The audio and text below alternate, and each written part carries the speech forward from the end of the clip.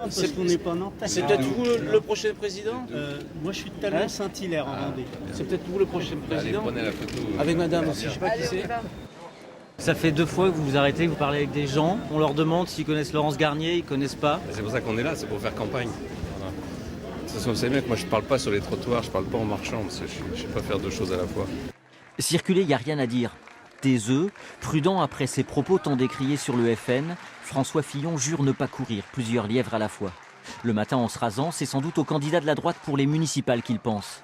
À Laurence Garnier, par exemple, laquelle y croit dur comme fer. Pour la première fois à Nantes depuis 25 ans, c'est la gauche qui part en ordre dispersé. Un PS affaibli qui part sans les Verts, vent debout contre Notre-Dame-des-Landes.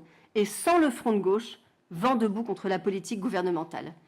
Pour la première fois depuis 25 ans, la dynamique de l'Union, elle est de notre côté et c'est l'une des conditions de la victoire en mars prochain. L'ex-premier ministre a beau voir un peu plus loin que l'enjeu à la nantaise, il a aussi réservé quelques tacles aux élus locaux.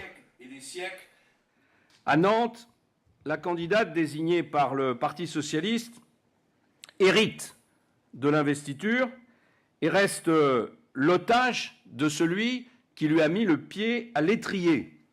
Fais pas ci, fais pas ça, dit la chanson. Je crains que ce refrain soit la rengaine quotidienne de Madame Roland. Laurence Garnier, elle est indépendante. Elle ne doit sa présence qu'à elle-même.